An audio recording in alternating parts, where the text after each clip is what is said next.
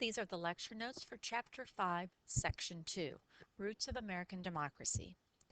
Before you learn, the British colony shared a unique culture shared by prosperity, literacy, and new movements in religion and thought. Now you will learn American democracy has its root in the English tradition of representative government. Roots of American democracy, terms and names. Magna Carta. Charter of English Political and Civil Liberties. Under the Magna Carta, the king was forced to sign an agreement that said even the king had to obey rules. Before this, kings were pretty well set aside and they could do whatever they wanted. But after the Magna Carta, they also had rules that they had to obey. Parliament. This is England's chief lawmaking body. It's very similar to the U.S. Congress. Edmund Andros. He was the English governor appointed to rule over the reorganized northern colonies. The northern colonies, New England colonies, had been resisting paying for the Navigation Act taxes, and the king got upset with them, so he got rid of all of their separate charters and put them under what's known as the Dominion of New England. And then he appointed Edmund Andros as the governor over this reorganized northern colony. Edmund Andros began putting people on trial for avoiding taxation of the Navigation Acts, and about the same time the Glorious Revolution occurred in England. Edmund was then put in jail by the colonists and later replaced. So let's find out about, a little about the Glorious Revolution. These are the events from 1688 to 1689, during which the English Parliament was going to replace James II with his daughter and her husband. This is William and Mary of Orange, and they will agree to be the monarchs over England if they agree to the English Bill of Rights, which they do. So James II, the king, is being replaced by his daughter and her husband. The English Bill of Rights, 1689 laws protecting the rights of English subjects and Parliament. The colonists, even though they weren't in England, soon accepted the English Bill of Rights as their rights also. We'll talk more about those in a minute. John Peter Zenger. He was a New York publisher who was taken to court for criticizing the governor of New York. He charged the governor was very corrupt and had tried to buy elections and other things. The governor said that because he was directly appointed by the king, that he was free from being criticized in the press. You couldn't write things bad about him. Zenger was put on trial, and the jury found that Zenger was innocent because what he stated was the truth. This set up the precedents of freedom of the press.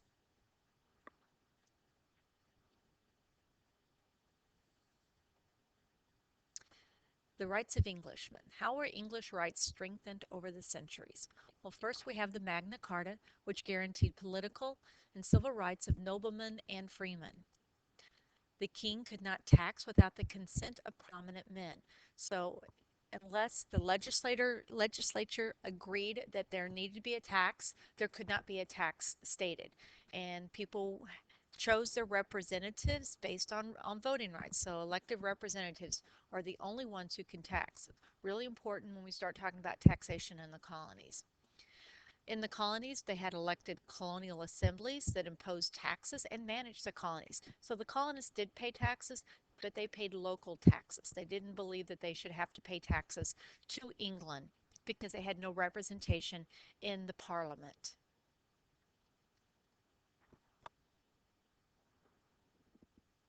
What were colonial rights affected by political change? Well, in 1680, Governor Andros ended assemblies and limited meetings.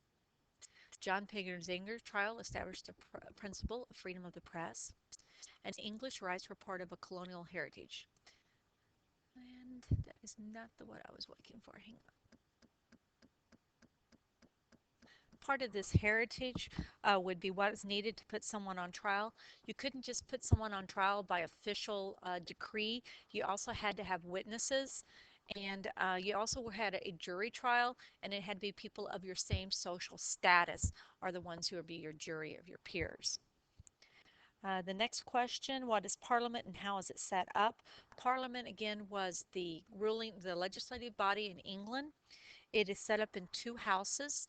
The lower house, or the House of Commons, is elected officials, and the upper house, or the House of Lords, is noblemen.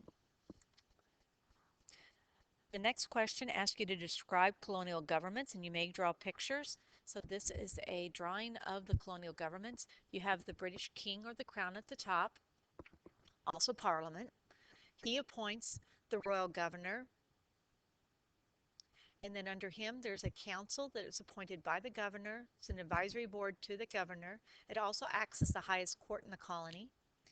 Also below the royal colony, or governor, is the colonial assembly, made up by elected eligible colonists. They made laws, authorized tax, and they also paid the governor's salary.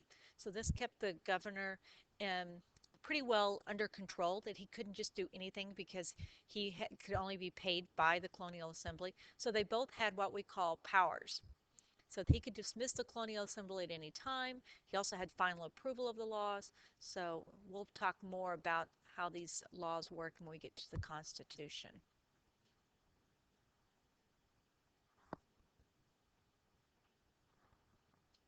Whoa, let's go back. Okay, some more questions like what is the Glorious Revolution? Let's look at pictures of William and Mary here.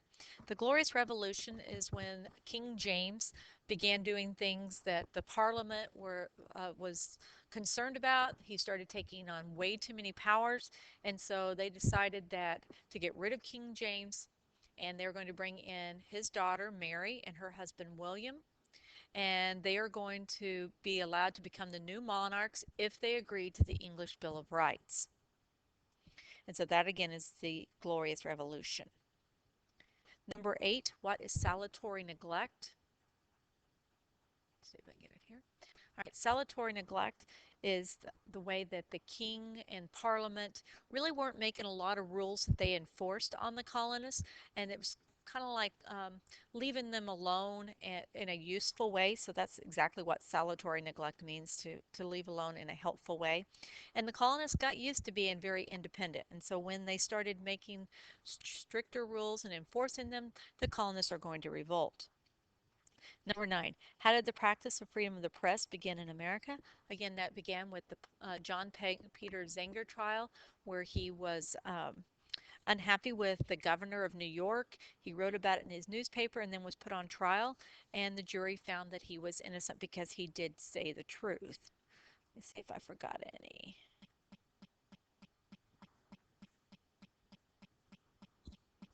Oh, and number 7, how did the English Bill of Rights limit the power of British rulers?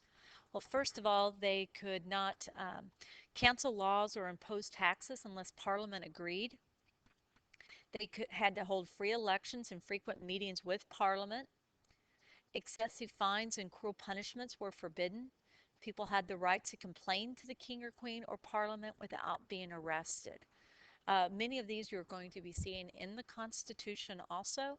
So freedom of petition would be one of those. Freedom of assembly would be another one.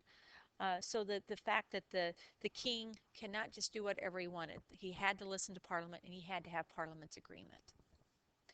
And I think that covered all. We didn't do that one. Why did New Englanders dislike Governor Andros?